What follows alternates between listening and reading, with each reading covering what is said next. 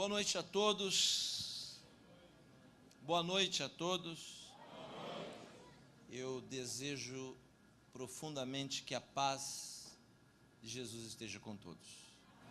Alguém por acaso tem motivos para dar glória a Deus aqui nessa noite? 4 pessoas só, hein? Eu vou perguntar de novo, quantos têm motivos para dar glória a Deus aqui nessa noite? Enquanto o Fábio, que trabalha comigo, se prepara para cantar um hino antes de eu pregar, eu quero mais uma vez mencionar a minha eterna gratidão de estar aqui nessa igreja que é um referencial não só no território nacional, mas também fora, uma igreja que é conhecida no mundo inteiro. Louvar a Deus pela vida desse patriarca, o anjo dessa igreja, pastor Eliseu Menezes, que mais uma vez cedeu sua preciosa tribuna, e eu sinto o peso da responsabilidade de ser um mensageiro de Deus nessa noite. A Bíblia diz: diante das cãs te levantarás. E uma vez alguém me perguntou o seguinte: essas cãs é o que? É cã de cadela? Falei, não, cã é cabelo branco. E cabelo branco é digno de respeito. Há uma história em cada fio de cabelo branco, não é? Eu quero agradecer ao Senhor, sua digníssima esposa, todos os obreiros, e também em especial ao pastor Marco Filho, que é um grande amigo, que é um homem de Deus também. Muito obrigado pelo seu carinho. Todos os irmãos presentes, e também em rever meu amigo, um dos maiores cantores do Brasil, pastor Marco Aurélio. Vamos aplaudir a Jesus pela vida desse servo também. Glória a Deus. Fabinho, vem rápido cantar. Quem veio ouvir a palavra de Deus, diga amém. Amém. Quem veio perder tempo, diga aleluia. Muita gente sincera no nosso meio. Vem, Fábio, vem, Fábio. Vamos, filho. Só cantar, tá? Glória a Deus. Boa noite, irmãos. A paz do Senhor Jesus. Pode soltar para mim a música 9. Aleluia. Aleluia. Glória a Deus.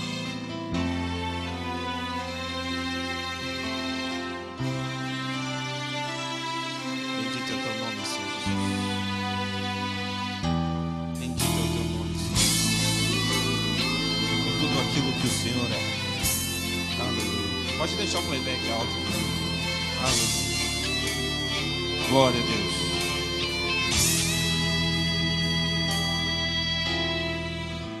Colocar uma coroa de espinhos na fronte do meu Salvador, cuspir em sua face e humilharam o meu mestre e Senhor. Foi assim, de braços abertos, pregado em uma cruz, todos zombavam do meu mestre Jesus, e com muita dor ele suportou. Foi no momento de angústia que o meu Jesus clamou: Elohim lama sabachthani. Ao Pai Jesus exclamou: Elohim lama sabachthani. Ao Pai Jesus clamou.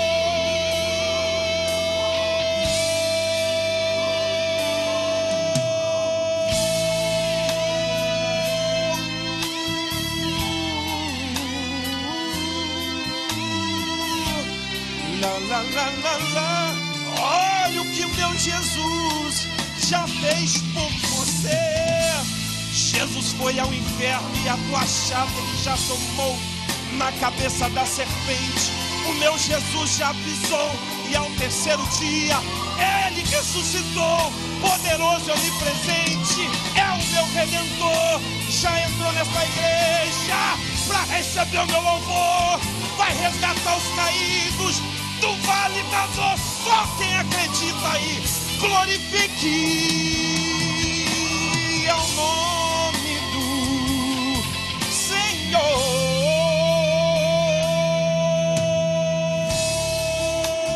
Eloi lama sabachthani, por você, pelos teus filhos, ao Pai meu Jesus já exclamou. Eloi. Consegue ouvir Jesus clamando pela tua vitória lá na cruz do Calvário, meu irmão? Ao Pai Jesus clamou.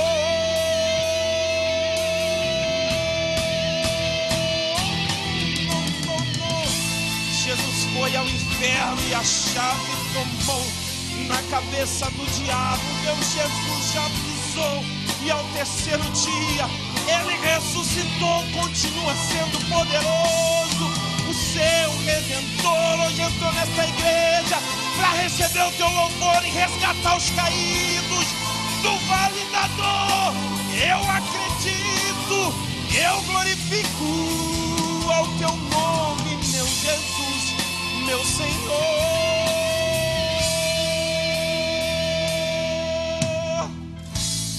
Sinta Ele te envolvendo com seus braços de amor. Hoje é um dia de vitória e a tua bênção aqui já chegou. Pode glorificar, porque Jesus continua sendo teu Senhor. E na cabeça da serpente Jesus pisou. Declara ao mundo inteiro que você é mais que vencedor. Você pode levantar suas mãos. Eu te exalto, eu te glorifico, meu Jesus, meu Rei, meu Senhor. Aleluia.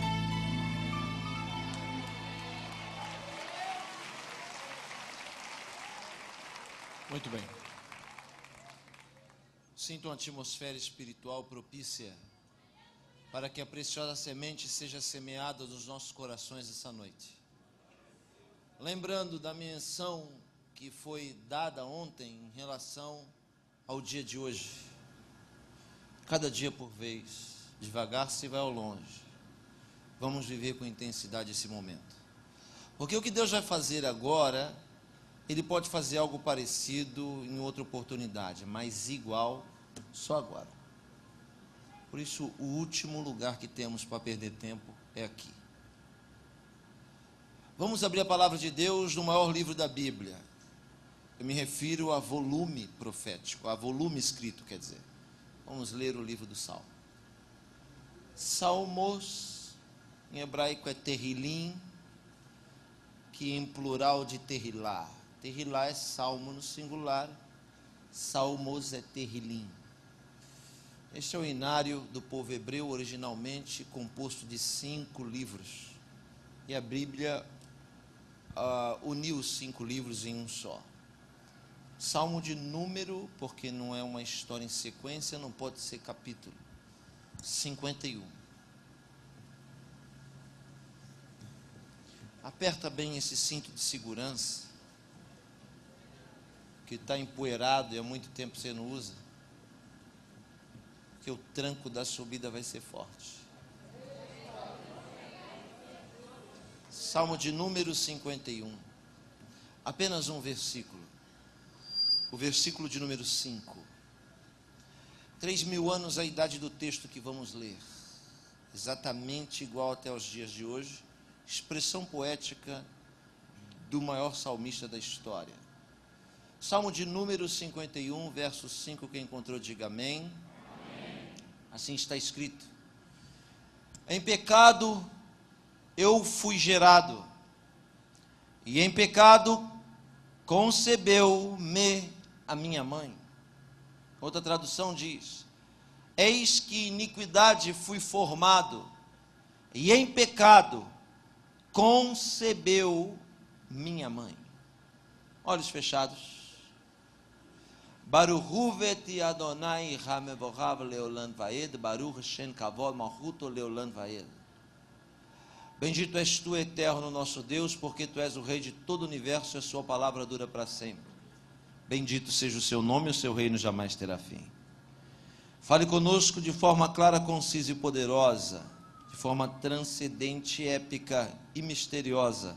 Revela os segredos dos nossos corações e o futuro que está por vir. Te agradecemos, Senhor, por tudo que o Senhor tem feito e também por aquilo que o Senhor irá fazer. De antemão, Senhor Deus, abrimos o nosso coração, humildemente, nos prostramos diante da sua palavra e pedimos, fala conosco, em nome de Jesus, para a sua honra e glória. Amém. Amém. O autor da expressão poética que acabamos de mencionar nessa noite foi o maior monarca da história de um povo. A sua história política transcende o quadrilátero da Bíblia Sagrada. Muito mais do que isso, o autor deste texto também foi um grande guerreiro, estrategista, reverenciado e usado como referência para os conquistadores até os dias atuais. Porém, o autor desse texto, com tantos atributos positivos aqui citado, é famoso por ser salmista. Davi é muito mais famoso por ser adorador do que rei, muito mais famoso por ser adorador do que guerreiro. E de forma equivocada, muitas pessoas lhe atribuem todos os livros do Salmo, que não é uma verdade. Muitos outros autores escreveram neste livro que me refiro. Muitos outros expressaram a sua dor, as suas lamentações, os seus regozijos e também suas aflições, de forma poética cantada neste livro que me refiro. Porém, nenhum salmista deve ser comparado ao grande rei. David Emeler é sem dúvida o maior de todos e o mais reverenciado e conhecido salmista da história bíblica. De todos os salmos de Davi, senhoras e senhores, gostaria de destacar dois. São os dois mais famosos.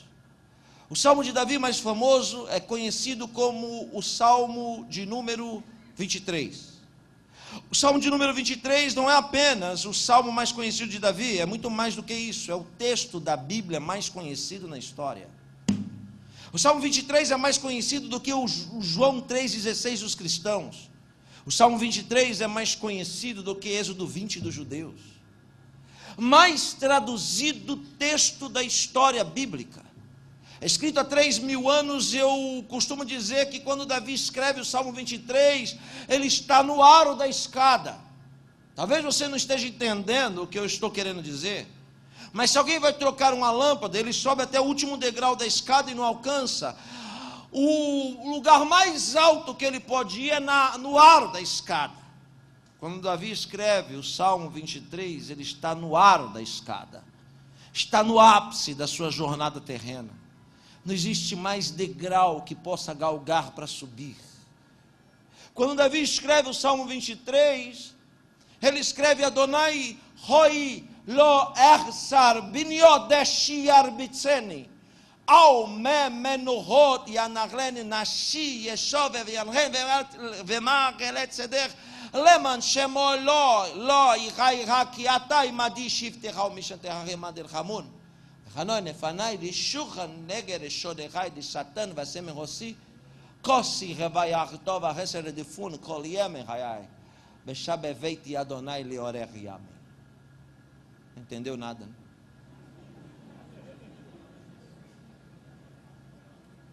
O Senhor é o meu pastor e Ele não me falta. Viu que o padre foi pobre quando traduziu? Ele traduz assim: o Senhor é meu pastor e nada me faltará. Olha como ele está com problema de visão. Porque o Senhor é meu pastor, está aqui, ó, na vertical. Mas nada me faltará, está na horizontal. O que Davi diz é o seguinte: o Senhor é meu pastor na vertical, e Ele não me falta na vertical. Mudou? Mudou muito.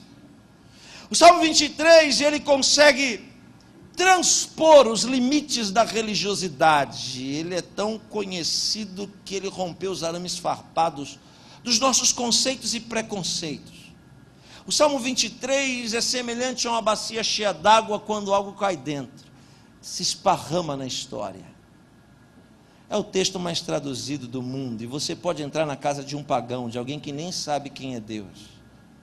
Em alguma parede daquela casa, envergado em uma madeira podre, quase apagando, vai estar desenhado o pergaminho escrito: Senhor é meu pastor e nada me faltará. Pode entrar num táxi de um taxista endemoniado, cheio de fitinha pendurada no retrovisor. Ele pode estar falando um monte de besteira no telefone ou ouvindo uma música profana, mas em algum lugar daquele carro vai ter um adesivo escrito: o Senhor é meu pastor e nada me faltará. Em contrapartida, senhoras e senhores, ouvintes e praticantes da palavra de Deus nessa noite, o segundo salmo mais conhecido de Davi é a contramão do 23, é o 51. Porque para escrever o 23 ele escreve no alto, mas o 51 ele escreve atolado até o pescoço. Quando Davi de Melech, o grande rei, escreve o Salmo 51, quem está me ouvindo diga amém. Amém. Quando ele escreve o Salmo 51, pastor Eliseu, ele é um homem simplesmente condenado à morte. Havia cometido um crime duplamente qualificado, que a própria Torá sagrada, que regia ele e o seu povo, o condenava. Quando Davi escreve o Salmo 51, ele é um homem que deveria morrer. E a impressão que tenho é que antes de morrer pediu para escrever o Salmo 51. Se Davi comete um crime duplamente qualificado e tão hediondo quanto cometeu, que a própria palavra de Deus diz que ele deveria morrer, uma pergunta tange o meu coração como os dedos de um arpista: se Davi deveria morrer, então por que ele não morreu? Porque a Bíblia diz que Deus não faz acepção de pessoas. Para Deus não importa se é grande, se é pequeno, se é médio. Para Deus não existe diferença. As diferenças existem lá fora, mas aqui dentro, na presença dele, todos são iguais. Então, se há igualdade, Deus não faz acepção de pessoas, e Davi comete tal equívoco, por que não morre? A resposta está no verso de número 5. Não morre por quê? Porque Deus não mata quem se arrepende.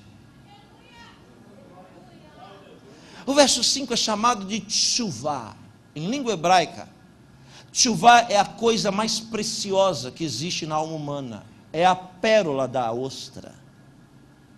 A tshuvá é o poder excomunal da alma humana, de poder se envergar o máximo possível para reconhecer o seu erro. Porque dura cerviz, cervical dura, é abominação para Deus. Davi não morre porque escreve o verso 5, que não discordo dos exegetas, dos intérpretes da Bíblia Sagrada, que diz que quando Davi escreve o verso 5, está se referindo ao pecado de Adão e Eva. Mas eu não posso entender que Davi está falando da vida alheia para Deus e por causa disso Deus o absolve. Porque para Deus só vale quando você fala de você para Ele, não dos outros. Davi não está falando nenhuma novidade se estiver falando de Adão e Eva. Não está falando da forma com que todos nós seres humanos herdamos a morte, porque todos nós nascemos sentenciados a morrer. Por que nascemos sentenciados a morrer? Porque todos nós, sem exceção, somos gerados da mesma maneira. Todos nós somos resultados de um ato orgânico e sexual. Por isso estamos aqui. O pecado de Adão e Shon e Eva é esse. Eles passam a morte. Nós transmitimos a morte como um vírus, pela forma com que somos gerados. Por isso já nascemos debaixo do poder dela. Mas existe um que a Bíblia chama de semente da mulher. Eu nunca ouvi dizer que mulher tem semente. Porque semente pertence ao homem, mulher é genitora. Como pode mulher ter semente? Aleluia. Todos nós somos resultados da semente de um macho, semeada na terra fértil, que é a fêmea, ou não? Sim ou não? Mas tem um que a Bíblia diz que ele é a semente da mulher. Se mulher não tem semente, é porque esse um que a Bíblia diz que iria esmagar a cabeça da morte, que está aqui no nosso meio através do Espírito Santo, não foi gerado da semente de homem, porque desceu sobre a mulher o Espírito Santo de Deus. Portanto, ele é o único que nasce sem o poder da morte sobre ele. Podia matar, que ele ressuscitava, e matava de novo, ele ressuscitava, e matava de novo, ele ressuscitava, e matava de novo, ele ressuscitava. Aleluia, porque já nasceu sem o jugo da morte sobre seus ombros, e ele é maior do que a morte. Alguém podia só dar um aleluia para ajudar o pregador? Quando Davi está dizendo em pecado, fui gerado em pecado, concebeu minha mãe, não está falando dos outros, está falando dele. E acredite, senhoras e senhores, está contando para mim e para você o maior segredo da vida dele e um dos maiores da Bíblia Sagrada. Davi está dizendo, em outras palavras, que ele não é filho da mesma mãe dos seus irmãos. Em outras palavras, um bastardo. Pera. Antes de você me queimar na inquisição dos seus pensamentos, permita-me lhe provar o que digo. Porque a gente tem essa mania de dizer que todo mundo é herege. Isso é coisa de papa.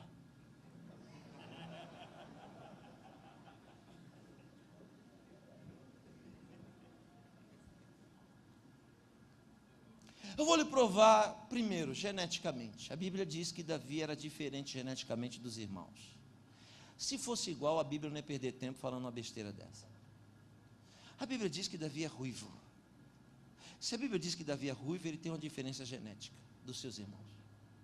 A segunda prova é cultural.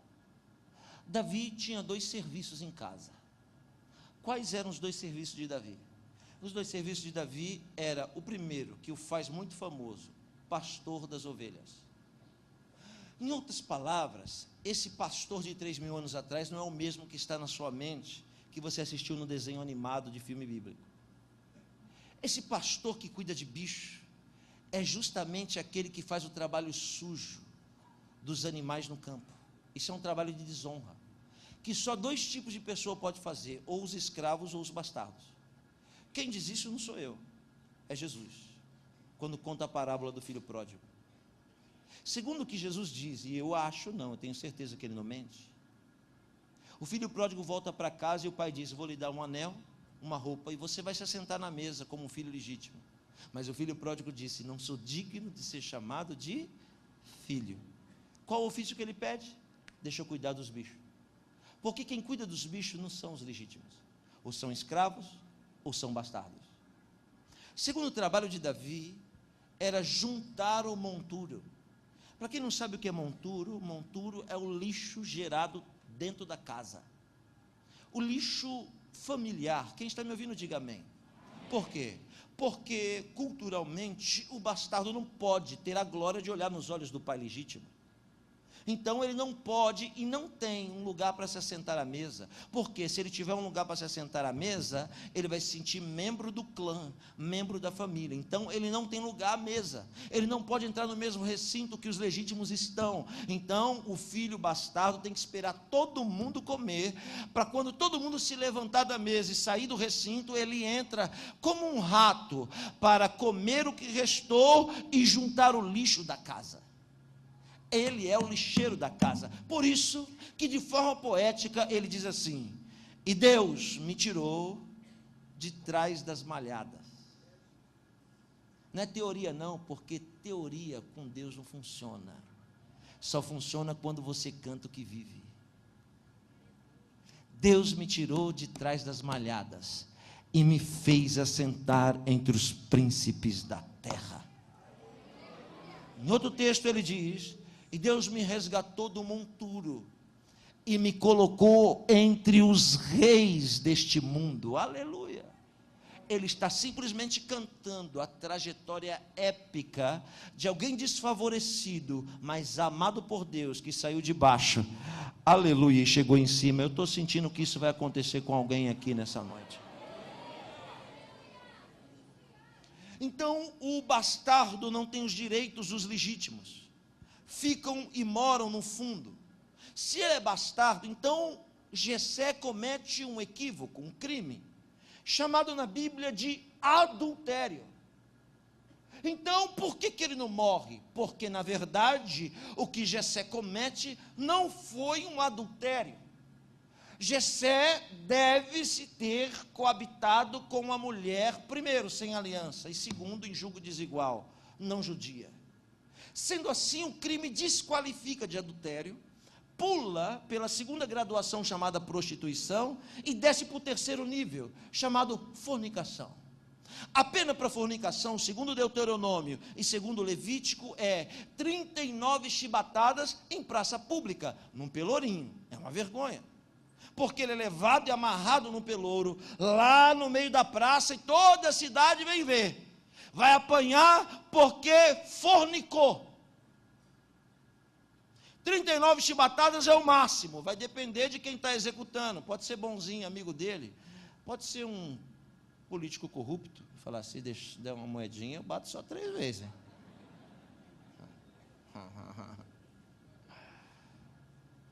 Mas quem tem o papel de cumprir a lei tem que ser fiel com o dono da lei.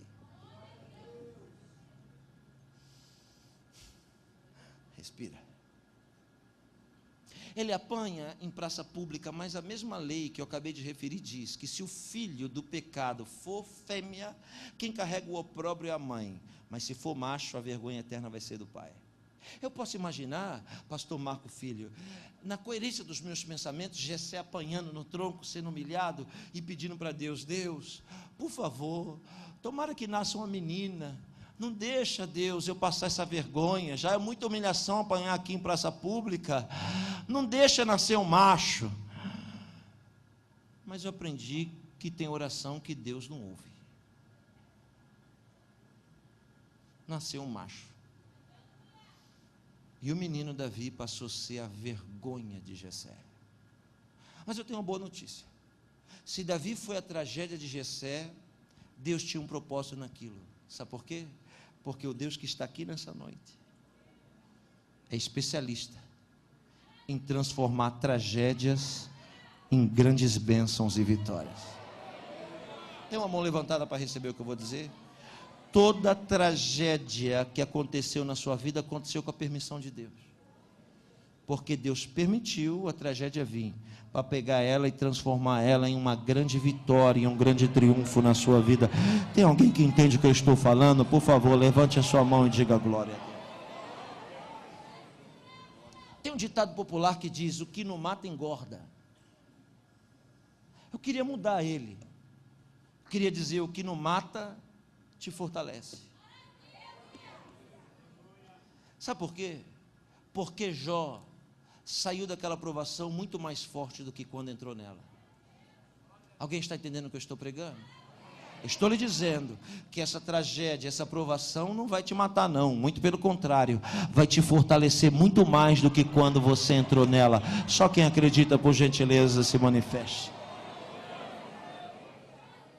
O menino vivia cuidando dos bichos e tinha um sonho. Alguém aqui tem sonho?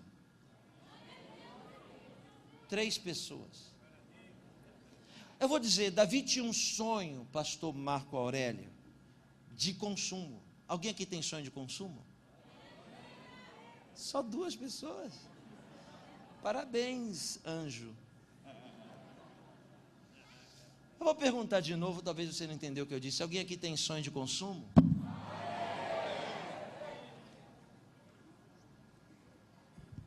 Os que você não quiser, manda para mim que eu aceito.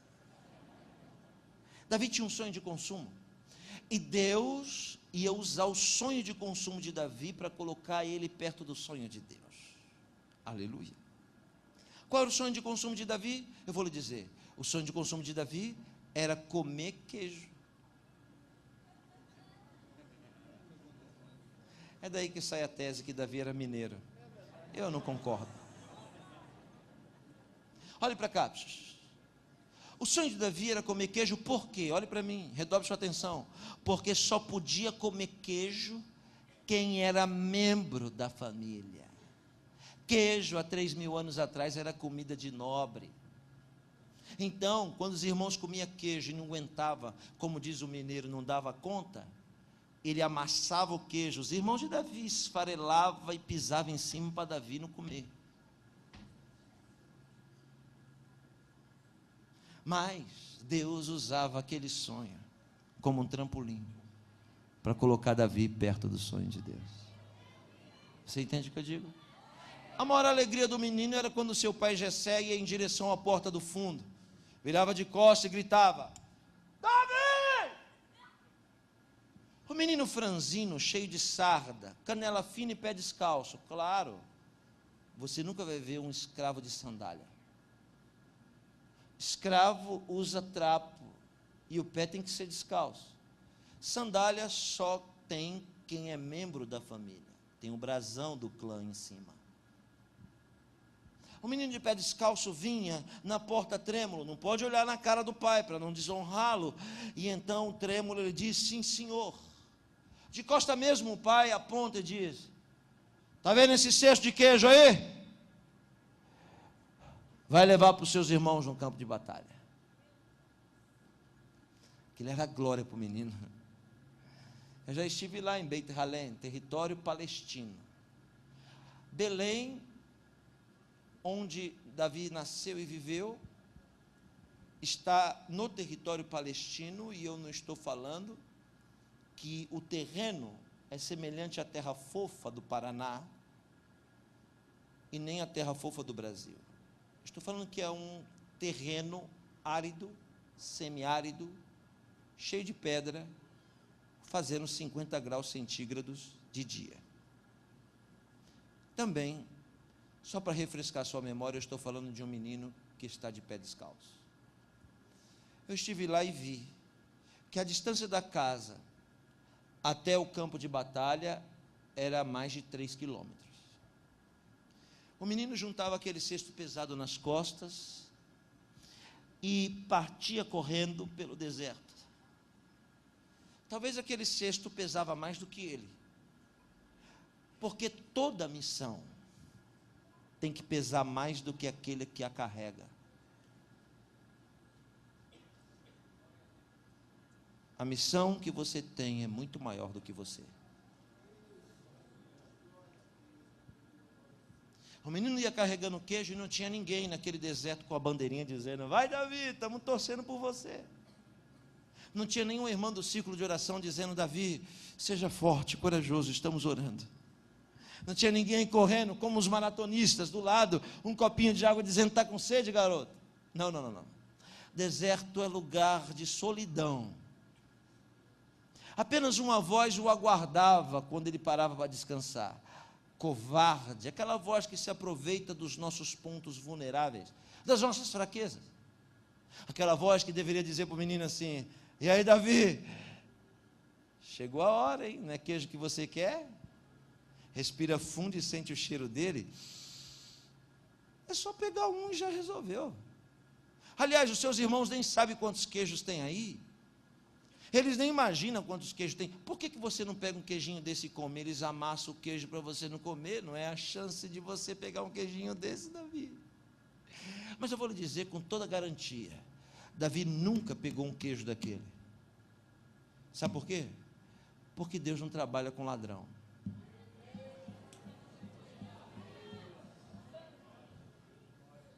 Também aquela voz deveria dizer assim: ô Davi, esses irmãos seus te humilham sempre. Por que você não faz um xixi nesse queijo aí? Por que você não bota uma pimenta nesse queijo aí? Se vinga dos seus irmãos. É a oportunidade de você se vingar deles. E eu vou dizer de novo: Davi nunca se vingou dos seus irmãos. Sabe por quê? Porque quem se vinga é fraco. Forte é aquele que tem oportunidade de se vingar, mas não se vinga.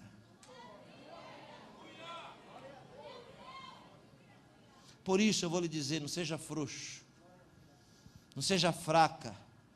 A oportunidade de se vingar vai aparecer escancarada na sua frente nos próximos dias. E o Espírito Santo te trouxe aqui só para lhe dizer, não se esqueça, não se vingue, porque eu te fiz forte. Forte é aquele que tem a chance de se vingar, mas não faz, não se vinga. Aleluia. Não tinha ninguém ali olhando Davi, ele poderia ter feito todas essas coisas. Então eu aprendi o princípio do Evangelho, que tudo que a gente faz e todo mundo vê, Deus não enxerga. Só contabiliza para Deus aquilo que você faz e ninguém está vendo, positivo ou negativo. Jesus diz: o que a mão direita dá, a esquerda não pode saber. Quer vitória? Não ora no meio do povo, não. Entra no teu quarto em secreto e clama ao Senhor teu Deus. Para Deus só vale o que você faz e ninguém está vendo. Por isso, ser crente aqui, levantar a mão aqui, cantar a coisa mais linda do mundo. Mas a pergunta que tange o meu espírito como os dedos de um arpista é: quem é você quando ninguém está te vendo? É a mesma espiritual que está aí? É o mesmo santo quando abre a internet e não tem ninguém por perto? Ou você muda? Para Deus só vale o que você faz e ninguém vê. Que aqui as coisas são fáceis. Davi nunca titubeou naquele deserto, carregando aquele cesto de queijo, durante muitos anos. Ele ia e voltava. Pastor Eliseu, imagine que cena. Aquele menino de canela fina, todo suado, levando queijo e trazendo. Mas olhe para cá, preste atenção. Ninguém carrega queijo a vida inteira. Vai chegar um dia que Deus vai arrancar o cesto de queijo das suas costas e vai colocar a capa pesada da realeza de Israel. Alguém está entendendo o que eu estou falando ou não? Nenhum trabalho no Senhor é vão. Deus não deve nada para ninguém, não vai ser para mim nem para você que Deus vai dever. Ele paga, e paga muito bem pago. Alguém está me entendendo? Diga amém. A grande questão, sabe o que é? Que a gente quer a capa, mas não quer carregar queijo. Todo mundo quer, eu creio, crê, mas não quer carregar queijo, não sei que fé é essa. Está achando que Deus é bobinho?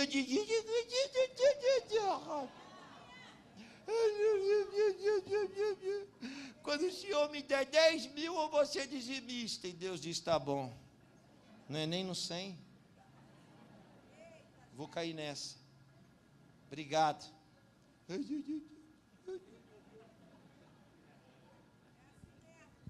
Tem crente que acha que Deus é bobo. Acha que Deus está titubeando assim, cansado. É? Quer a capa? Carrega queijo. E aprende que na fase de carregar queijo ninguém te aplaude. Aprende que na fase de carregar queijo o calor é maior. Aprende que na fase de carregar queijo ninguém vai dizer obrigado. Aprende que na fase de carregar queijo o pé arde. Mas compensa. Foi dito aqui pela boca dessas meninas: ser fiel que compensa. Imagina que o menino levava aquele cesto de queijo e entregava logo para o mais velho. E o mais velho, com vergonha daquele opróbrio, batia o pé e dizia: vai, rapaz, some, desaparece, vai embora. E eu disse que Deus usava o queijo como trampolim, para trazer ele para perto do sonho de Deus. Pastor, como eu vou saber qual é o sonho de Deus para a minha vida? Quando aquilo que está ao seu redor te atrai. Qualquer coisa que atrair o seu espírito é sonho de Deus. Tem gente que não gosta de ouvir a palavra. Tem gente que diz: ai, que vontade de ir para casa dormir. Então vai. Mas tem gente que para ouvir a palavra fica 5 horas ouvindo. Por quê? Porque o sonho de Deus para a vida dele é que ele seja pregador. Porque aquilo que você aprecia no espírito é o que Deus tem para a sua vida. Merecia um aleluia. Tinha algo que atraiu o espírito daquele menino de pé descalço, daquele homem desfavorecido. O quê? Era quando ele ia voltando embora, que ele ouviu o barulho da guerra. Quando ele ouviu o barulho da guerra, eu sinto a presença do Senhor aqui.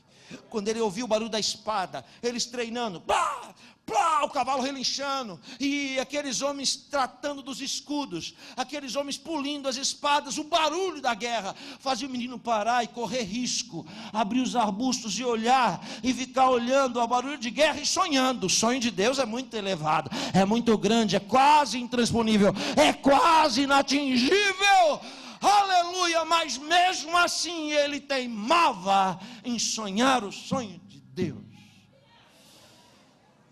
E devia dizer: quem me dera que eu fosse um soldado. Não, um ajudante de soldado. Quem me dera que eu fosse um escudeiro. Eu queria só limpar as crinas dos cavalos. Eu queria só polir os escudos. Eu queria só estar lá na guerra. Quem me dera que eu fosse o menor do exército de Israel. Mas eu vou lhe dizer que aquela voz devia aparecer para ele e dizer assim: quem? Você, Davi? Se põe no seu lugar, hein? Olha de onde você veio. Olha quem é a tua mãe. Você nunca vai ser soldado de Israel, menino. Aprende, não tem chance. Ataló e Yehudim. A sua mãe não é judia. Você não pode servir o exército. Ataló, lolabrit, hartikal, não tem a circuncisão. Você é bastardo, desfavorecido, está sonhando em ser soldado. Ei, acorda! Mas permita-me, senhoras e senhores, em dizer que é verdade, Davi nunca foi soldado de Israel, mas foi general. Permita-me lhe dizer, Davi nunca foi escudeiro de nenhum soldado de Israel, mas foi presidente da república. Você não entendeu o que eu disse? Tem uma mão só para receber? Ou precisa das duas? Uma mão você recebe só a metade da bênção, com as duas você recebe ela toda. Ouça bem e recebe o que eu vou lhe dizer. Tudo que as pessoas impediram você de ser, é porque era muito pequeno. Aleluia, ninguém tem poder de impedir coisa grande acontecer na sua vida. Impediram você de ser soldado, mas não vão impedir você de ser general. Onde estão as pessoas que entendem o que eu estou pregando aqui nessa noite? E pode abrir a boca só para dar um aleluia exaltando o nome do Senhor.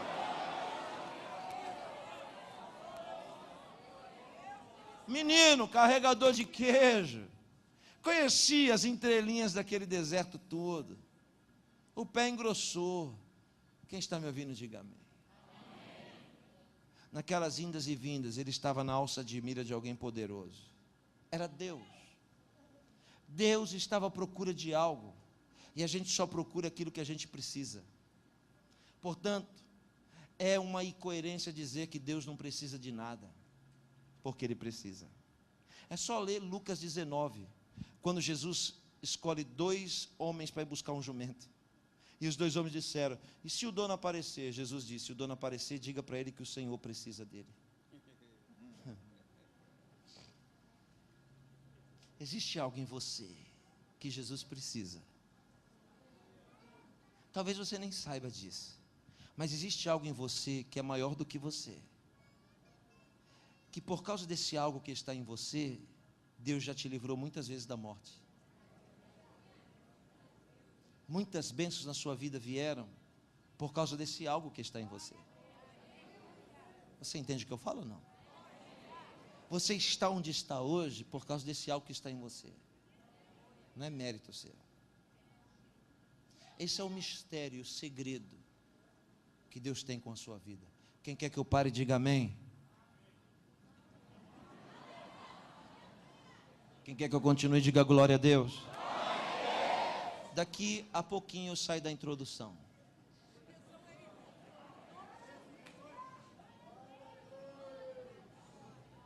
Deus estava à procura de algo, patriarca. O que Deus precisava? De um rei? Não, claro que não. Deus não precisava de um rei, porque Israel já tinha um rei. Chamava-se Saul, da tribo de Benjamim. Deus precisava de um guerreiro? Também não, porque Saul era um guerreiro. Deus precisava de alguém, pastor, alto, forte, musculoso, com bíceps, tríceps e outros íceps, assim, grandão? Também não. O que Deus precisava? Deus precisava de algo que não está fora, está dentro. Deus precisava de um coração. Porque Saul tinha tudo que era bom, mas tinha uma coisa que lhe faltava, que era necessária. E tem coisas que a gente tem que é muito bom, mas não resolve. Deu tempo de você pensar o que eu disse. Talvez você não tenha muitas coisas boas, mas pode ter uma apenas que resolve. Aleluia. Deus olhava o menino indo e voltando naquele deserto, sem murmurar, sem reclamar, e Deus disse: encontrei o que eu precisava. O que Deus faz? Pega o Nextel e chama Samuel no rádio. Samuel na escuta. Samuel responde: na escuta, Deus, pode falar.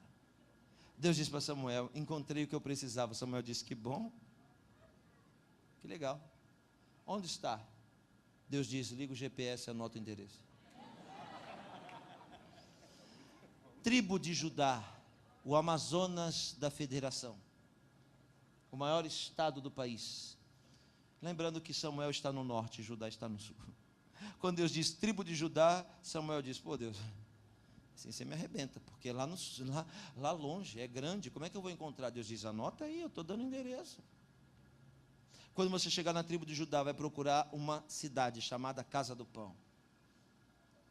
Nunca ouvi falar, claro, porque ninguém ouviu falar antes, porque o filho ilustre ainda não tinha nascido. Quando você chegar na Casa do Pão, você vai procurar a casa de um homem chamado Jessé. Aí é que eu penso que Samuel deve ter dito: que nome brega. É porque a gente só sabe quem é Jessé por causa de Davi. Aleluia. Você não entendeu nada do que eu disse. Eu vou traduzir para você entender. O nome do seu triunfo vai na sua frente. O nome da sua vitória vai na sua frente. Por causa da sua vitória, as pessoas vão saber quem é você. Por causa do que Deus fez na sua vida, as pessoas vão saber quem é você. Olha lá, 3, 4, 5, 6. Aí. Aleluia. Tem alguém sentindo a presença de Deus aqui? Quando Samuel diz: tá bom, é para ir lá, Deus diz: é. Que ele bota o pé para fora para ir, Deus brada: oh, emissário, mensageiro, missionário, profeta, vai fazer o que em Judá? Vai passear, tirar férias, vai fazer o que? Vai curtir? Samuel diz: mas o senhor não mandou eu ir? Deus diz: é, mas você tem que aprender que eu nunca tiro um emissário de um lugar para levar para o outro, para ele chegar lá de mão vazia. E toda vez que eu tiro um mensageiro de um lugar e levo para outro, ele nunca vai chegar de mãos vazias. E por mais que você ache que eu vim aqui para passear na ilha do governador, eu quero lhe dizer que eu não vim aqui de mãos vazias. Eu venho trazendo algo da parte de Deus para alguém aqui nessa noite. Olha o que Deus disse para Samuel. Ouça isso, pastor Marco. Deus disse para Samuel assim: não vai de mãos vazias, leva alguma coisa na mão. Samuel diz: o quê? Deus diz: pega um chifre. É um chofarim desse tamanho. É uma trombeta usada para Rosh Hashanah e Yom Kippur. Um chifre, um chofarim, pega um chofarim. Pega um chifre. Quando a Bíblia fala chifre, a Bíblia está falando de força. Lembre-se, força não é poder. Porque força é ação física. Poder não precisa nem tocar, ele só dá ordem. É diferente. Poder é autoridade. Deus disse: pega um chifre, força, e enche ele de azeite. Azeite quer dizer unção. Azeite quer dizer? Unção. Azeite quer dizer? Unção. E chifre quer dizer? Se azeite quer dizer unção, o que é unção? Primeiro, unção não é dom. Sabe por quê? Porque dom Deus dá para quem também não é salvo. É Jesus que diz que muitos vão chegar e dizer: em teu nome expulsamos demônio, dom. Em teu nome curamos enfermo, dom. Em teu nome falamos em outra língua, dom. Mas Jesus vai dizer: mesmo cheio de dom, não parou de praticar iniquidade. Apartai-vos de mim. Agora, unção, não. Unção Deus só dá para quem tem a marca da promessa. O que é unção? Unção é uma capacidade extraordinária que não existe no mundo de baixo, só existe no mundo de cima. Unção não se encontra em Harvard, em Oxford, na UFRJ, ninguém estuda unção na Unicamp nem na USP. Unção não se encontra em prateleira de supermercado, nem em banca de jornal. Não existe a matéria unção, aleluia, que dê capacidade de unção para quem estuda em seminário, porque unção pertence a Deus, e Ele dá para quem quer, quando quer, da maneira que quer e para aquilo que quer. Aleluia, levante a mão e recebe o que eu vou dizer. Unção só serve para 3 coisas. Primeiro, para fazer você ser o que nunca seria. Segundo, para fazer você ter o que nunca teria. E terceiro, para fazer você chegar onde nunca você chegaria. Levante a mão e recebe o que eu vou lhe dizer. Deus te trouxe aqui, te escolheu para te ungir. Ele vai fazer 3 coisas a partir de hoje na sua vida. Vai te dar o que nunca você poderia ter. Aleluia. Vai fazer você ser o que nunca você seria. E vai fazer você chegar onde nunca você sonhou chegar. Só quem acredita que levanta a mão e dá um grito de glória para fazer a ira do governador tremer.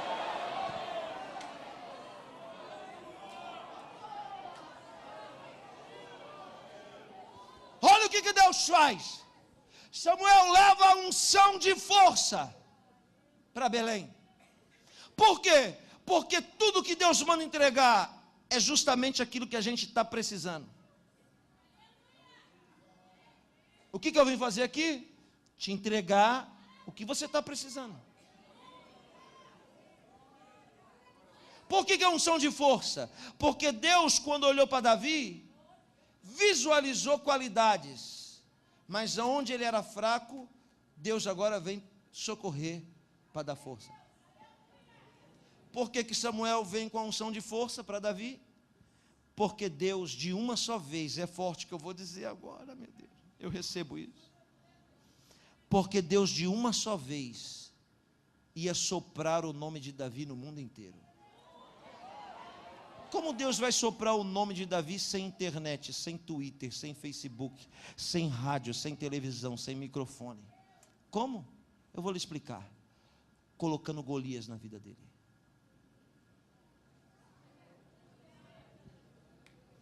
Todo Golias que aparece na nossa frente, ele já vem assim, ó, me derruba.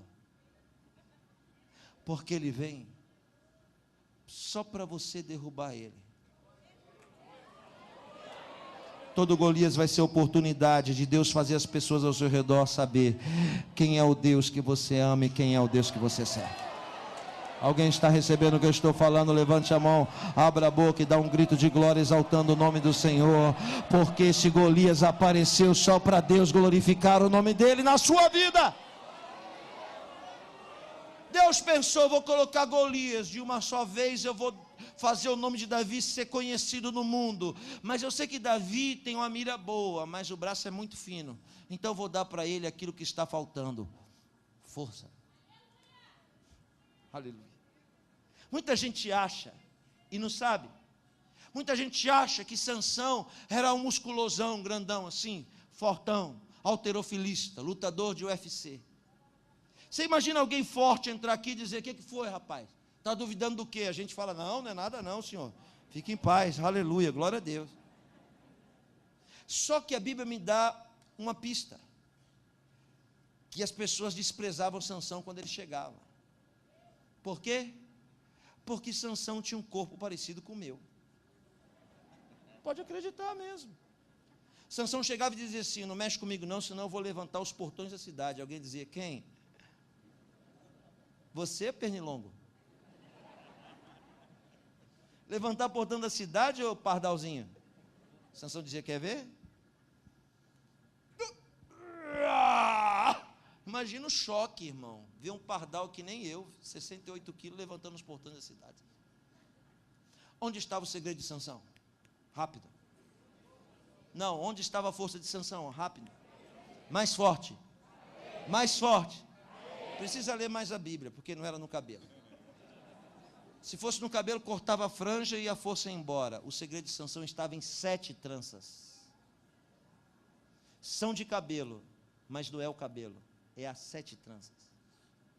Por que as 7 tranças? Porque as 7 tranças eram um candelabro virado de ponta cabeça, derramando azeite constantemente sobre a vida dele. Samuel vem trazendo aquele chifre com a unção sobrenatural de força que Deus vai dar para alguém aqui nessa noite. É só 4 pessoas que precisam de força, né? Os outros estão tudo forte. Tem alguém que precisa de força aqui hoje? Então você vai receber o que está te faltando. Aleluia, Deus vai te fortalecer. Samuel vem atravessando o país está em choque, em estado de alerta.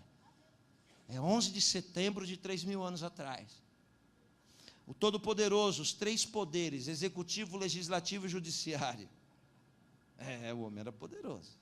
Vem atravessando o país, de norte para o sul, dias, segurando um chifre cheio de azeite. Quando ele entra em Belém, ele chega... Quando ele entra em Judá, ele chega em Belém. Quando ele entra em Belém, ele acha a casa de Jessé. Quando ele chega na casa de Jessé, ele bate na porta. Jessé devia estar assistindo, vale a pena ver de novo. Desprovido de atenção. Pensando na morte da bezerra, na conta que tem que pagar amanhã, segunda-feira. Né? Jessé. Quando alguém bate na porta, o serviçal de dentro, que alguém vai chamar de garçom, de mordomo, mas é o serviçal de dentro. Não se distrai agora, preste atenção. O serviçal, preste atenção. O serviçal de dentro vai abrir a porta. Quando abre, o Todo-Poderoso, Samuel Obama na porta.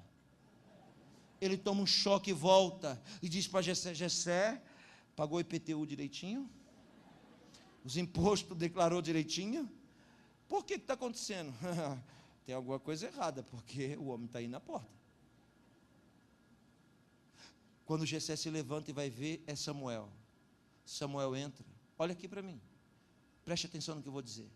O serviçal de dentro já sabe como recepciona uma autoridade como aquela. É uma autoridade das autoridades. Como é a recepção? A cadeira que encabeça a mesa é onde ele vai sentar. E depois que ele levantar, nunca mais ninguém pode sentar nela. Vai se oferecer um banquete. Como é o banquete? Um animal, um cordeiro deve ser assado por inteiro, igualzinho na Páscoa. Páscoa é a tradução errada para Pessa. Pessa quer dizer passagem. Como a autoridade que vem é um anjo de Deus, igual o que passou no Egito, tem poder de dar vida e morte, então assa um cordeiro igual da Páscoa para ele. É forte isso. O cordeiro é assado por inteiro, redobre a atenção. Uma única lâmina vai cortar a junta da coxa do cordeiro, porque essa coxa aqui vai ter que ser dada para aquele homem que vai ser honrado. Por que dá coxa? Porque coxa na Bíblia é pacto, é aliança inquebrável, é honra. Quando Saul é ungido, o rei, ele come a coxa do cordeiro. Quando Abraão chama Eliezer, faz jurar na coxa. Jacó é tocado na coxa. Jesus agora, não tem nada escrito na testa, nem na mão e nem no peito, mas está escrito na coxa: Rei dos reis e Senhor dos senhores, porque a coxa é aliança, é honra, é pacto inquebrável. A coxa do animal é dada para quem vai ser servido. Quem quer que eu continue, diga amém. Aí. Coloca 12 queijos daquele animal. Se faz 12 queijos, conforme o número dos estados da federação, e bota ao redor. Essa é a honra para alguém como Samuel. Quando Samuel entra, ele diz assim: me mostra os seus filhos. Onde estão os filhos? No campo de batalha. O serviçal de dentro, olha, eu estou te revelando a profundidade e estou lhe explicando o Salmo 51. Estou vindo de trás para frente. Ouça o que eu vou lhe dizer, estou lhe revelando a profundidade de uma cultura, de um povo. Estou lhe explicando o que a Bíblia não lhe explica. Samuel diz assim: eu quero que tu me mostres os seus filhos, mas os filhos estão no campo de batalha. Então o serviçal de dentro escreve, o Jessé escreve um bilhete para eles virem. O serviçal de dentro pega, mas ele não pode levar porque ele não conhece o caminho. Quem é que conhece o caminho? O menino bastardo desfavorecido de pé descalço, treinado carregando queijo, conhece cada caminho, cada cobra e cada pedra. Aleluia. Pega a sentença, enrola no papel e bota na mão do menino de 17 anos agora. A Bíblia vai dar a idade. O menino franzino segura, já tinha ido levar e voltar, já tinha ido e voltado. Então agora diz, vai, corre, porque Samuel está em casa, seus irmãos têm que vir. E ele segura a sentença e parte pelo deserto.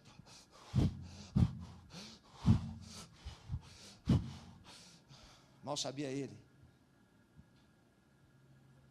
que a maior vitória da vida dele já estava em suas mãos.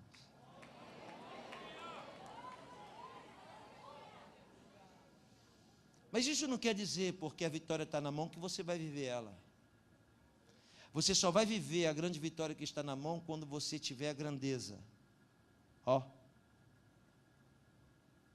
de abrir a sua mão. Crente pão duro, está com a bênção na mão, mas morre com ela sem usufruir. A sentença só pode ser lida quando você tiver a grandeza de dar. Nenhum aleluia? O menino vai correndo. Quando chega lá, o mais velho recepção diz: o que você está fazendo aqui? Ló, Machal, seu sem sorte. O menino todo suado entrega o bilhete, ele olha e diz: Samuel está lá em casa, o pai está mandando a gente ir. Olha para o menino e diz: mete o pé, some. O menino volta, correndo. Mas os irmãos que têm sandália não vão correndo, vão de cavalo. Primeiro monta num cavalo e vai galopando pelo deserto. Quando passa pelo menino que corre, o amaldiçoa, porque é assim que era feito. Eles o amaldiçoavam para ele não se esquecer de quem ele era. Então ele passa, e como é que amaldiçoa? Ele xinga, amaldiçoa e cospe na cabeça. Sabe o que ele faz? Bota o cavalo para galopar na frente, e a poeira do galope vem no rosto do menino. Não é só o mais velho que faz isso, não. São os 7. Davi é o 8º. O 7 passa do lado, cospe na cabeça, bota o cavalo na frente. O 7. A partir daí, Davi passa a ter 4 características que, quando eu e você tivermos, é sinal de que a vitória está muito perto da nossa vida. Quais são as 4 características? Primeiro, saliva na cabeça. Segundo, sangue nos pés. Terceiro, poeira no rosto. E quarto, lágrima nos olhos. Quando você tiver com a cabeça cheia de saliva, com a cara cheia de poeira, com os pés sangrando de cansaço, mas tiver lágrima nos seus olhos, é sinal de que algo muito grande vai acontecer na sua vida, vai ser só questão de dias. Talvez você não entenda o que eu vou dizer, mas eu vou traduzir então. O que quer dizer saliva na cabeça? Quem é que cospe na cabeça de Davi? São os filisteus? São os amorreus? São os heteus? São os jebuseus? Quem é que cospe? São quem? Um pouquinho mais forte. E então quem é que matou Abel? Quem? Quem é que pegou José e jogou ele na cisterna? Eu não ouvi. Quem é que prendeu Jesus e entregou para os romanos? Quem? Foi quem, irmãos? São os irmãos. Então, com isso eu me consolei, porque há poucos dias atrás eu estava dizendo: não tem nenhum kardecista que é meu inimigo, nenhum católico que é meu inimigo, eu não tenho nenhum pai de santo que fala mal de mim, eu não tenho ninguém que vai para a internet, que tem muito o que fazer, para meter o pau em mim. A maioria das pessoas que querem me jogar no fundo da cisterna.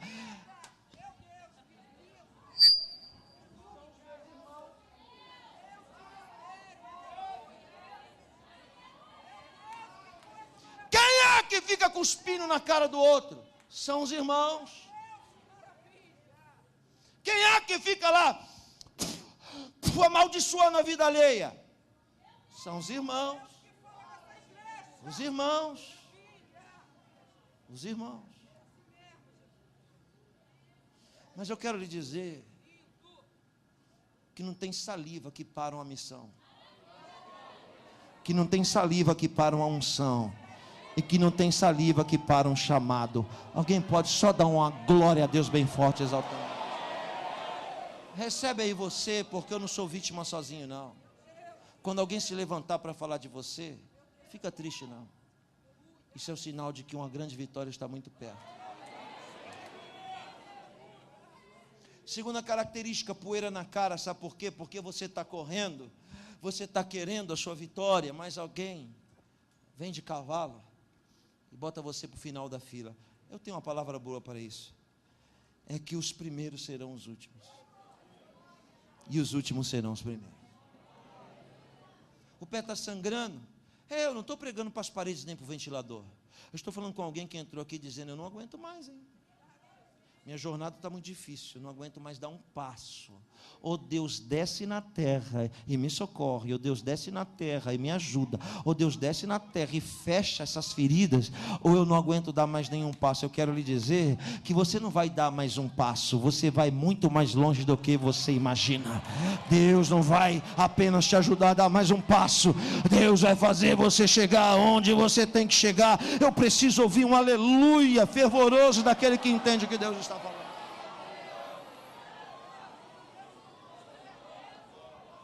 O primeiro chega, ó, tríceps, bíceps e outros íceps, grandão, fortão. Quando Samuel olha, ele diz: está aí, é ele. Aí o dono da unção diz assim: eu já não lhe expliquei que o que eu estou precisando não é isso? Chama o segundo, não. O terceiro, não. O quarto, não. O quinto, não. O sexto, não. O sétimo, não. O menino chegou, mas não foi para a festa, não. O menino foi lá para o fundo, sentou em cima do monturo. Eu estou explicando o Salmo 51, tá bom? Daqui a pouco eu vou para a mensagem. Ele senta em cima do monturo, lá no fundo, e tenta limpar saliva com as próprias mãos. Alguém me mandou esses dias assim no Twitter: quem cala consente. E eu respondi: então Jesus consentiu, porque ninguém ouviu ele falar nada. Se você responder o que o diabo fala, você está se rebaixando ao nível dele. E ouça bem o que eu vou lhe dizer. Fui pregar num lugar no Nordeste, e o sonho do irmão era que eu fosse na casa dele. O sonho dele era um sonho, mais de 69,5 para mim ir na casa dele. Aí minha assessoria falou: tem um rapaz aqui nessa cidade, vamos lá. Eu falei: vamos lá na casa dele. Aí fui, quase morreu do coração. Entrei para dentro da casa, mas tinha um cachorro que não parava de latir lá fora.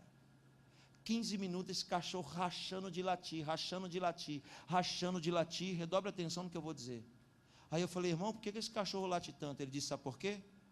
Porque antigamente ele comia aqui no pé da mesa, e agora ele não pode mais entrar. Como ele não pode estar mais onde ele estava, ele late. E aí ele disse: porque cachorro late só. Então, quando alguém ficar latindo a seu respeito, não se rebaixa para responder não, porque cachorro late só. Deixa o cachorro latir, porque ele quer estar no lugar onde você está. E se você for lá responder, ele vai tomar o seu lugar. Então deixa ele latindo lá fora, e você aqui dentro abrindo a boca e dando um grito de glória. Aleluia. É Jesus que olha para Jerusalém e chora e diz: Jerusalém, Jerusalém, tu que mata os profetas. Tem couro para aguentar o que eu vou falar ou não? Sim ou não? Sim. Olha, olha, olha. É melhor não falar. Não, você não vai aguentar. Vai? Vai mesmo? Não vou não. Vai aguentar? Existem duas igrejas, uma aqui dentro e outra lá fora. A igreja que está lá fora está lá porque nós jogamos eles para lá. Nós queimamos muitos dos nossos próprios irmãos nas fogueiras de inquisição das nossas tribunas, só porque cortou a ponta do cabelo, ou porque foi visto jogando futebol ou assistindo televisão. E agora não é mais pecado. Quem é que vai ter que dar conta disso? Quem é que mata os profetas? Bate no peito. Diz: eu é que mato. Nós é que matamos. Davi chega e se senta no monturo. Quem está me ouvindo, diga amém. Ele vai tentar limpar a saliva com a mão dele, mas aí, quando você tenta resolver as coisas com a sua mão, piora, suja mais, meleca mais. Então deixa a saliva secar, saliva seca. Ele ouviu dizer que no livro de Jó tentou cicatrizar as feridas com cinza. Então ele mete o pé na cinza do lixo e tenta cicatrizar, mas cinza é passado, e passado não cicatriza a ferida de hoje. Só existe uma coisa que fecha a ferida hoje: aquilo que você vai receber aqui, a unção do Espírito Santo. Davi está lá no lixo tentando se limpar, é o barulho de festa em casa. Passou o primeiro não, o segundo não, o terceiro não, o quarto não, o quinto não, sexto não, o sétimo não. Aí ele disse assim: peraí, eu acho que eu me equivoquei, Deus deu o endereço errado.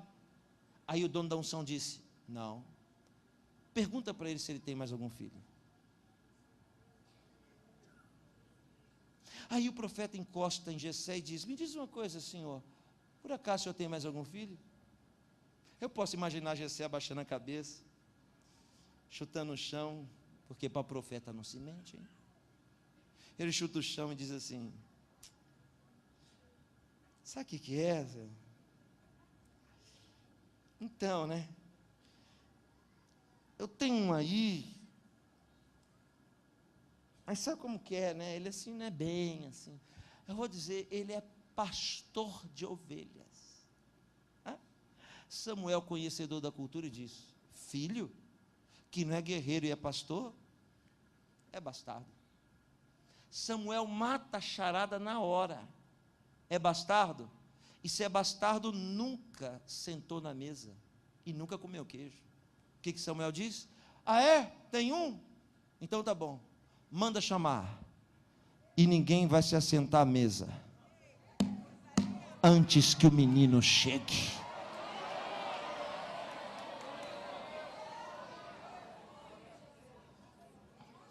A mesa está posta. Todo mundo está achando que o lugar é deles, mas a mesa está posta para te honrar. Lá no seu trabalho, lá na sua escola, aleluia. Deus está mandando eu lhe dizer: a mesa já está posta, e está chegando a hora de você se assentar nela. Alguém pode abrir a boca e dar um grito de glória, exaltando o nome do Senhor nessa noite?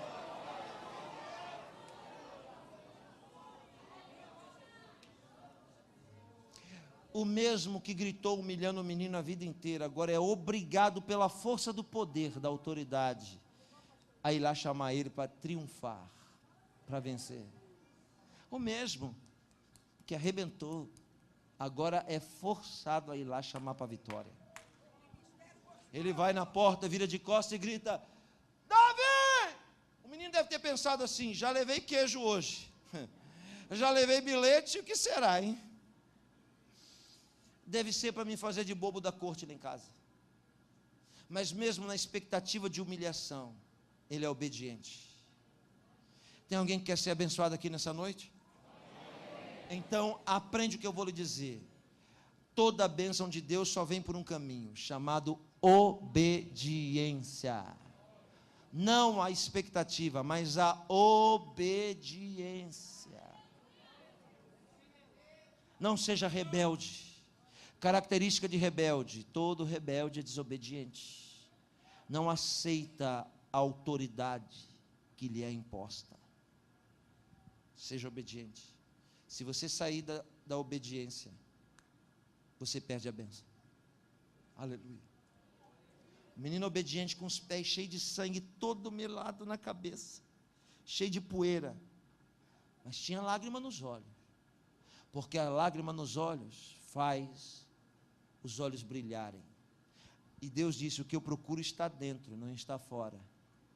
Então, se alguém quer enxergar alguém por dentro, tem que olhar nos olhos, que é a janela da alma. Alguém que não é sincero não olha nos olhos não, ele faz assim, ó. Mas alguém sincero, ele olha dentro dos olhos. Dentro dos olhos você vê a pessoa por dentro. Aleluia. Quando ele vai e grita, Davi, o menino vem todo sujo, imagina a cena, e para na porta, já vou para o Salmo 51, para na porta de cabeça baixa e diz, sim senhor. Aí o dono da unção diz, vai lá e se aproxima do menino, olha nos olhos dele. Samuel vem com um chifre perto do menino e bota a mão no queixo e levanta a cabeça dele pela primeira vez. De cabeça baixa não recebe unção, tem que levantar a cabeça. Levantou a cabeça, que o menino abriu os olhos, ele tinha um brilho no olhar que nenhum dos irmãos tinha. Aí o dono da unção disse, pega o azeite e deita sobre este. Ele é o meu escolhido, desfavorecido. Eu vou tirar ele dessa lama e vou colocar ele lá em cima. Eu vou tirar ele daqui de baixo e vou colocar ele lá. Aleluia. Tem alguém sentindo a presença de Deus? Quando joga o azeite vai e arranca toda a saliva, toda a poeira e cicatriza as feridas dos pés. Davi passou a ser o maior referencial de virada de mesa da história da humanidade. Alguém sem expectativa, sem projeção e sem chance, se tornou rei de Israel. Mas dentro dele, Deus havia lhe colocado uma missão, e agora eu vou para o Salmo 51. Ele nasceu para uma missão. Quantos aqui nessa noite têm uma missão? Você nasceu para uma missão. Ela é maior que você. Qual a missão de Davi? A guerra. Mas um dia ele disse assim, hoje eu não vou para a guerra, cansei. Hoje eu não vou. Manda outro no meu lugar. Um erro é você mandar outra pessoa fazer o que é para você fazer. Davi quis mandar outro no lugar dele, e ele quis ficar em casa sem fazer nada. Já ouviu aquele ditado popular que diz que mente desocupada é... Lembrou? Davi fica no palácio e começa a observar as janelas e as portas ao seu redor. E aí ele olhou uma porta que ele nunca tinha observado, porque não tinha tempo. Mas a mente desocupada fez ele focar naquela porta. Oh, aquela porta, eu nunca abri ela, hein? Quer saber? Hoje eu vou abrir. E ele abriu uma porta que ele nunca deveria ter aberto. Levou para o alpendre do palácio, que está ao derredor do palácio, porque a Bíblia diz que os anjos do Senhor acampam-se ao redor, mas ao derredor estão os alpendres, onde as unhas do nosso inimigo nos alcançam, onde a gente vai poder ver o que a gente nunca deveria ter visto. Ele vai para o alpendre, pastor Marco, e se debruça nele. Ele gostou do alpendre. Quando ele olhou, ele viu uma mulher se banhando. Batseba, não é nome próprio. Batseba quer dizer filha de Seba, nome do pai. Não é nome próprio. Ele olhou e viu Batseba tomando banho e disse: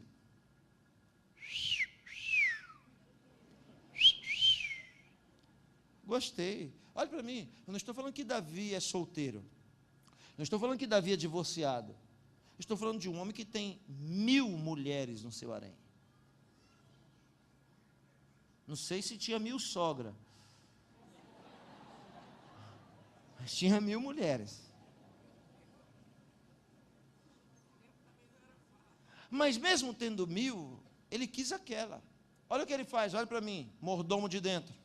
Vai lá e busca. O mordomo foi, obediente, vai falar não para o rei. Chegou e disse: o rei te chama, vai rápido. Ela não pode nem olhar na cara da autoridade, ela entra de cabeça baixa, não pode olhar nos olhos do rei. O rei também não deixa ela falar, ela só pode falar se ele perguntar. O que Davi faz? Coabita com ela. Quando coabita, Davi diz: gostei de você, hein? Me dá o endereço do seu pai, que eu vou isentar ele de tributos e impostos, e a partir de hoje você vai ser mais uma concubina do meu harém. Aí ela fala: meu pai não é mais meu dono, sou mulher de aliança. Davi gela e diz: você tem aliança? Tenho sim. Quem é o marido? É judeu? Ela disse: não. Davi disse: ufa, é o quê? É Eteu. Eteu? Em Israel? É. Pelo fato de não poder servir o exército. É o seu melhor levador de queijo. Chama-se Urias. Não tem nada novo debaixo do sol, diz o sábio. O que muda é endereço e cor de olho. Mas a história é sempre a mesma. Urias, o entregador de queijo, manda chamar ele, faz um banquete em casa com os mais tenros queijos e coabita com ele. Mas todo entregador de queijo tem que ser fiel. Quando ele volta, ele diz: não vou comer queijo em casa com o povo passando fome na guerra. Davi disse: então só tem uma saída. Escreve um bilhetinho, enrola e bota na mão dele. E Urias vai correndo no deserto, com a sentença na mão.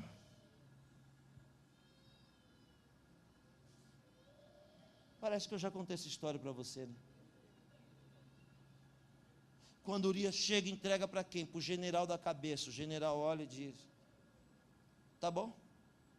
Urias é colocado na frente da batalha e morre. A notícia chega por intermédio de outro.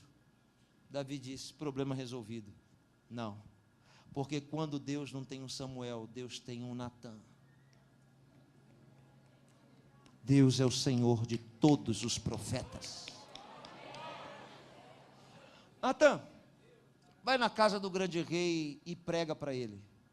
No final da mensagem faz uma pergunta.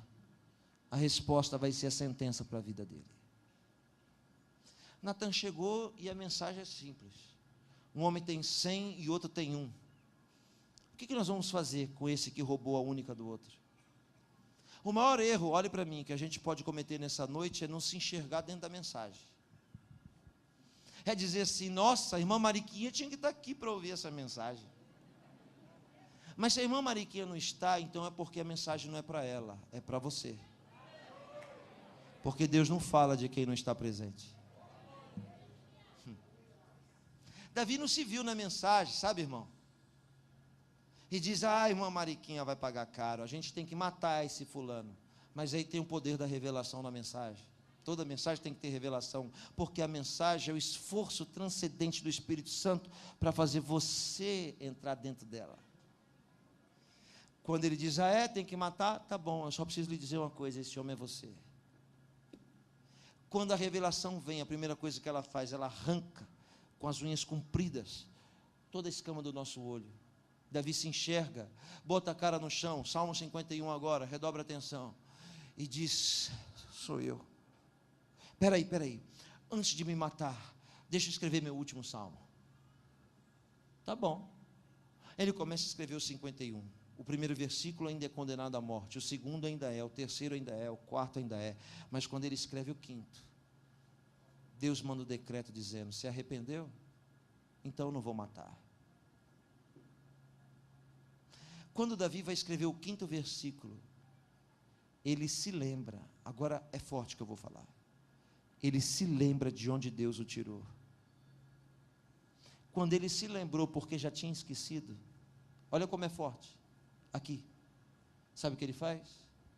Ele tira os sapatos da autoridade, o cedro, a roupa, se veste com o pior de todos os trapos, manda juntar todo o lixo da casa e botar no meio da sala dele. Ele se enfia as duas pernas no monturo, começa a chorar compulsivamente, como no dia que foi humilhado. Ele mesmo cospe na própria mão e bota na cabeça. Senta em cima do lixo e escreve o verso 5. Em pecado fui gerado, e em pecado concebeu minha mãe. Ele está se lembrando de onde ele saiu e de onde ele veio. Para terminar, muita coisa em nós Deus tolera, menos a ingratidão. O Espírito de Deus está descendo aqui através dessa palavra. para lhe dizer: lembra de onde eu te tirei.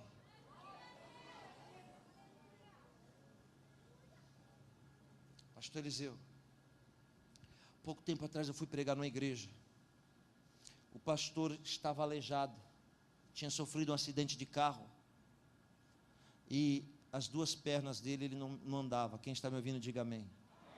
11 anos andando em cadeira de rodas. 11. Ouça o que eu vou dizer. Passou um pregador lá e orou por ele, e ele levantou. Quando ele levantou da cadeira de roda, foi uma briga na igreja. Porque um pegou a cadeira e disse: não, a gente tem que pôr essa cadeira aqui no altar. Ou diz: não, a gente tem que doar para a casa André Luiz. Ou diz: não, a gente tem que dar para a irmã fulana. E era uma briga puxando aquela cadeira. Aí o pastor gritou: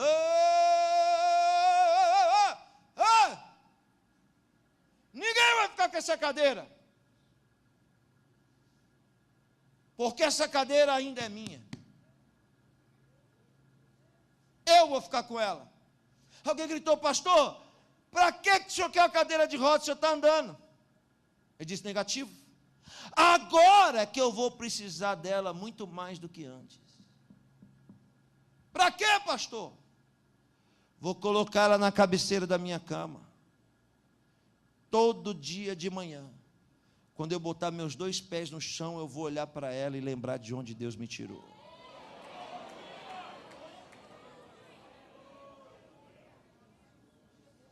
Por isso que eu vim aqui lhe dizer: não joga fora a sua cadeira de roda, não. Mantenha ela bem perto de você, para toda vez que você olhar para ela, você se lembrar de onde Deus te tirou. Feche os seus olhos. Um filme vai passar agora na sua mente. Um filme vai passar. É Deus te lembrando de onde Ele te tirou. Você lembra? Você lembra? É Deus dizendo: eu te escolhi dentre os seus irmãos na sua casa. Ninguém é igual a ti. Muitos olharam para você e disseram que você não ia dar em nada, que você só sonhava, que você dizia que Deus ia fazer. E agora? E agora que eu fiz? Eu sou o Senhor teu Deus, que te tirei do monturo, que arrebentei as algemas da escravidão que te prendia. Lembra? Quando clamaste,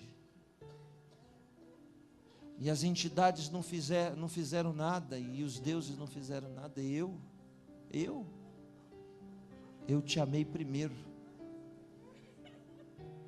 porque sem tu me conhecer, eu fui lá e te livrei do Egito. Portanto, eu sou o Senhor teu Deus. Não terás outro Deus diante de mim.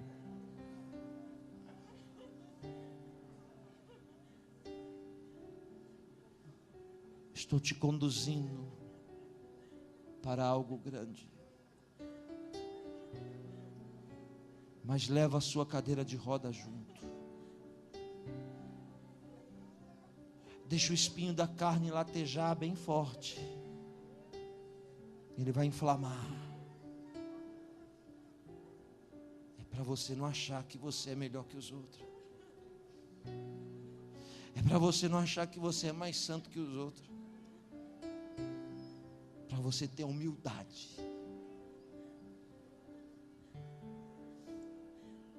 Porque foi eu e não você que fez todas essas coisas. Fui eu. e te prepara para algo muito maior que está chegando. Eu tenho visto todo esse tempo que você carrega queijo, e muita gente ainda te chama de puxa-saco, só porque você carrega queijo. Mas ninguém vai carregar queijo a vida inteira. Estou fortalecendo os seus ombros. Quando eu ver que você se acostumou com o peso do queijo, eu vou tirar o queijo e vou pôr a capa pesada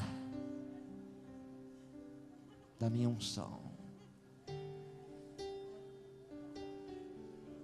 Eu vou lhe dar um minuto para você falar com Deus agora do seu jeito. Enquanto o tocador vai aumentar o volume do piano, faz o que está dando vontade de fazer. Se lembra de quantas guerras você sobreviveu, quantas vezes que você orou dizendo de noite: é melhor eu morrer porque eu não vou aguentar não, hein?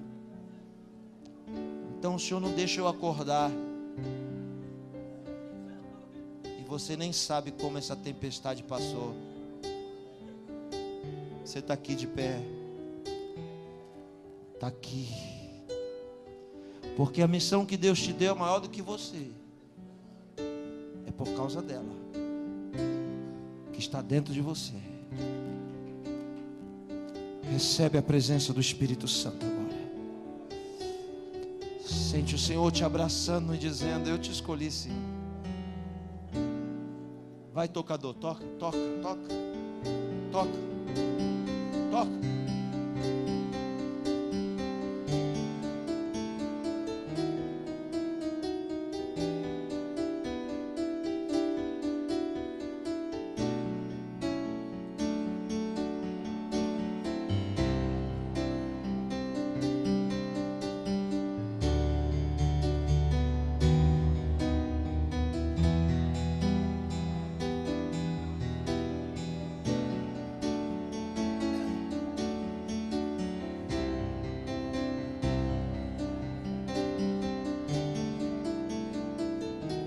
Não me lances fora da tua presença, nem retires de mim o teu Santo Espírito. Eu quero sentir a alegria da tua salvação. Eu quero voltar com a mesma disposição daquele menino que carregava queijo. Eu não quero mais ter medo de deserto, nem de calor. Quero enfrentar os desafios. Me fortalece, me ajuda. Ei, você vai chegar onde você tem que chegar. Vai sim. Sente alegria. Sente alegria no teu espírito. Tenha medo dos desafios, porque grande e longa é a tua jornada. Grande e longa é a tua jornada.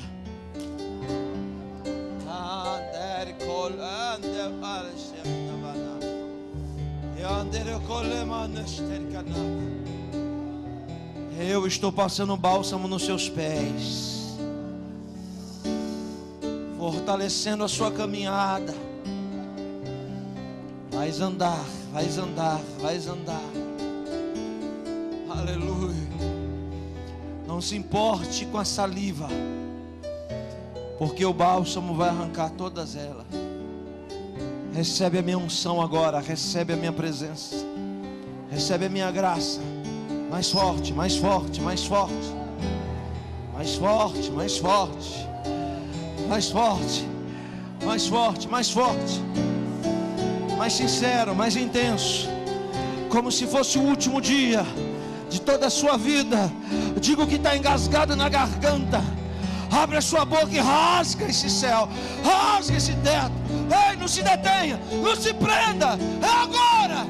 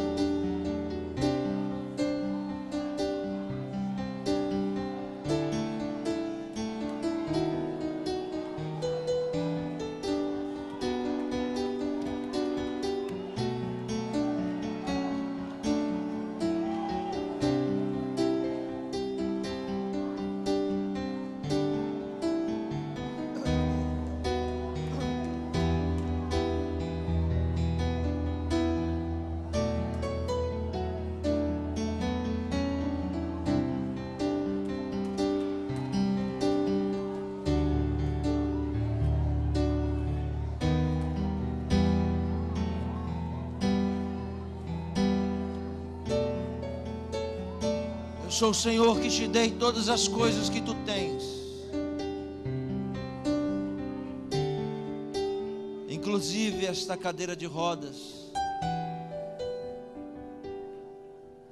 Carrega ela com você.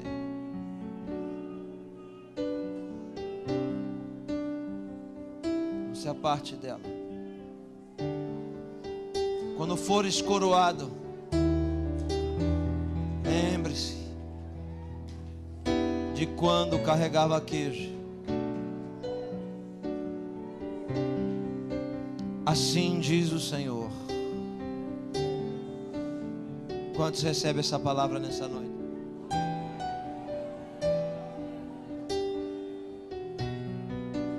Aperte a mão ou abrace alguém que está perto de você e diga uma palavra de vitória para essa pessoa.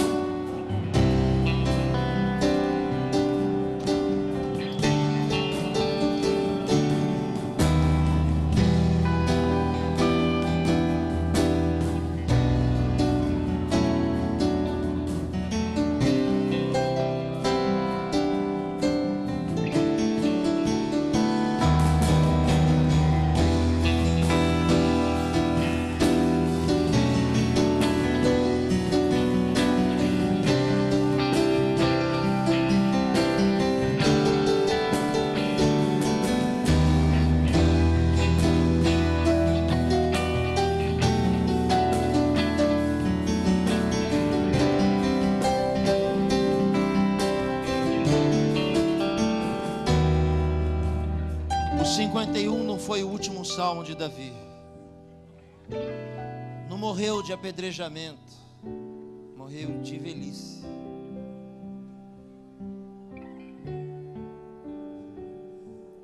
O último salmo de Davi é assim. Um trecho dele diz: riquezas e glórias vêm de ti. Tu dominas tudo. E na sua mão está a força e o poder.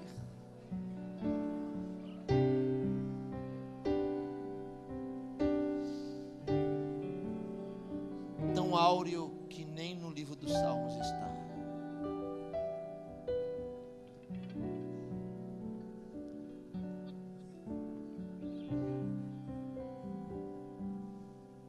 Deus está levantando vários Davis missionários hoje aqui.